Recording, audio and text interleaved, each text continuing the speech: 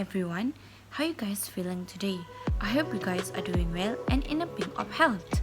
My name is Nurhaliza binti Usman and I am from Group 6. So for today's video, we will present about our topic which is poverty. So good afternoon students. Before we start our class today, let us admit your friend first. Okay, since everyone here, let's start with our topic. Poverty. Malaysian concept of poverty and poor is concentrated on wages and consists of two groups.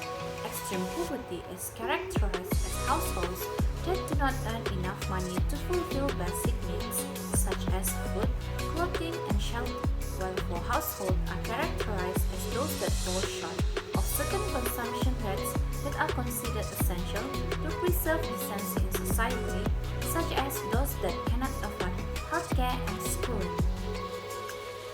The Department of Statistics Malaysia (TOSM) recently updated that National Poverty Line Income (PLI) with the poverty line revised from 908 ringgit to 2,208 ringgit in July 2020. This means that over 400,000 families in this world with average earning below this amount are deemed to be living in poverty. When it comes to absolute poverty level in different states in 2019, the highest levels recorded in Sabah, 19.5%. One is the migration from the rural areas to urban areas. Second is the lack of productivity in rural areas, and the third one is lack of education. Therefore, to overcome this problem from continuing to occur, Malaysia has creating an approaches which is. Okay students, I would like any of you to let me know and give the opinion what is new economic policy. Miss, I want answer that question. For the new economic policy is a socio-economic program in Malaysia introduced in the second Malaysian plan by our Prime Minister.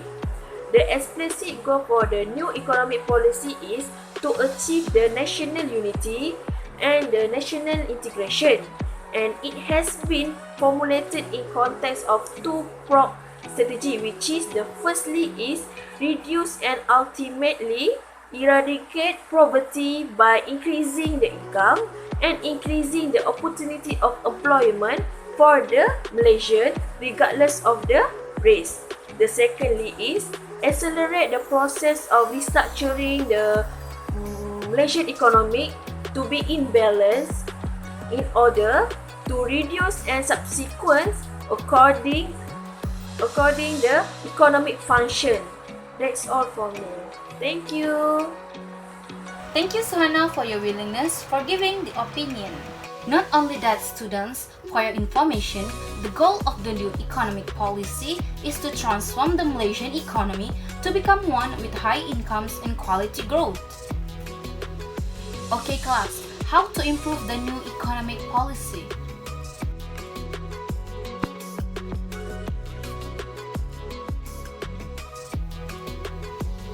Anyone? No one? Then Shahira, it's your turn. Yes, teacher. In my opinion, for purpose improvement to the new economic policy (NEP), in addressing the issue of poverty in Malaysia, the authorities have to expand program involving practical on the job like technical vocational education training (TVET). As we know, one of the NEP implementation strategy is to reduce and in turn eradicate poverty by increasing opportunities, employment to all citizens regardless of race. Following to requirement of the work at present, TVET is an indispensable instrument that help improve the quality of the workforce by improving individual mobility, adaptability, and productivity in a particular field of work. Besides, TVET also play an important role in provide industry-ready workers because it can help to increase the employability rate as well as reduce the poverty rate in Malaysia. That's all from me, teacher. Such a good explanation. Well done, Shaira. You are doing great. Thank you, teacher. Any others idea? Teacher, I volunteer. So my recommendation is I think the policy should focus on creating more job opportunities, especially for the freshly graduated student. Because nowadays, many freshly graduated students, they don't have job for months, even years after they graduated. So I think that by having wide job opportunities, they can help prevent poverty in this country, because the freshly graduated student, they directly have a job and can start their commitment without depending on their parents.